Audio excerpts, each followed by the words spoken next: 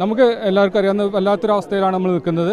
അപ്പോൾ നാളെ തന്നെ ഇതുമായിട്ട് ബന്ധപ്പെട്ട ഡിപ്പാർട്ട്മെൻറ്റ് പ്രതിനിധികളായിട്ട് സ്റ്റേറ്റ് ഹൈവേൻ്റെയും പ്രതിനിധികളായിട്ട് സംസാരിച്ച് മീറ്റിംഗ് കൂടിയിട്ട് ഇവിടെ എന്ത് ചെയ്യാൻ പറ്റും ആ രീതിയിൽ നിങ്ങൾക്ക് വേണമെങ്കിൽ നാട്ടുകാരുടെ പ്രതിനിധി കൂടി വേണമെങ്കിൽ വരാം.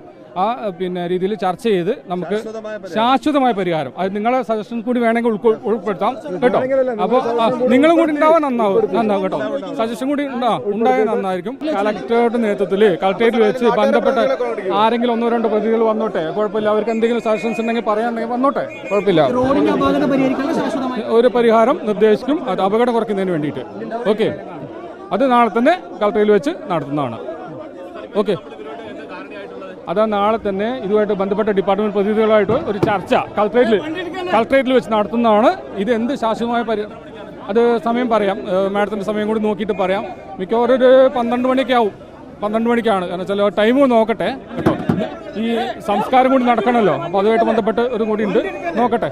അധികം വൈകാതെ തന്നെ ചെയ്യാം, നാളെ തന്നെ ചെയ്യാം. അത് ഇന്നിപ്പം ഇൻക്വസ്റ്റ് നടക്കുന്ന കഴിഞ്ഞ ചെയ്യും, ജില്ലാ കളക്ടർ ബന്ധപ്പെട്ട് നോക്കി ചെയ്യും. ബോഡി മാറ്റിക്കൊണ്ടും അവിടെ ഇച്ചിരി ഇൻക്വസ്റ്റ് അവിടെ ചെയ്യുന്നുണ്ട് നമ്മൾ. അത് നമ്മൾ ഹോസ്പിറ്റൽ ഡോക്ടർമാർ ബന്ധപ്പെട്ട് നമ്മൾ ജില്ലാ കളക്ടർ ബന്ധപ്പെട്ട് നടത്താൻ നോക്കും നമ്മൾ കേട്ടോ. ജില്ലാ കളക്ടർ സംസാരിക്കട്ടെ കേട്ടോ.